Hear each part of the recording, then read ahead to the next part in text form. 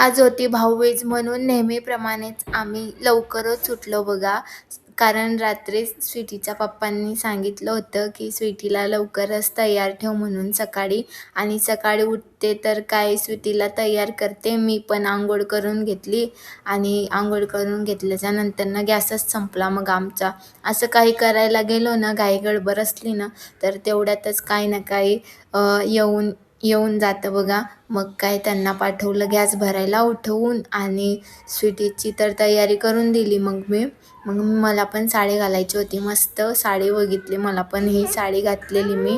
म्हटलं चला स्वीटीचे पप्पा गेलेत गॅस भरायला, तोपर्यंत रांगोळी काढून होईन आपली दारामध्ये. मग काय रांगोळी घेतली काढायला आणि थोडेच रांगोळी एवढं एक फुल काढेपर्यंत स्वीटीचे पप्पा आलेत गॅस भरून. मग त्यांना चहा ठेवून दिला मी.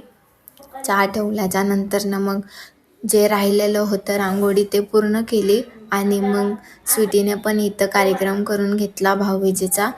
हे बघा तिच्या छोट्या छोट्या क्यूटच्या हातांनी ओवाळते स्वीटी तिच्या पप्पांना बघा पेढा खाऊ घातलेला.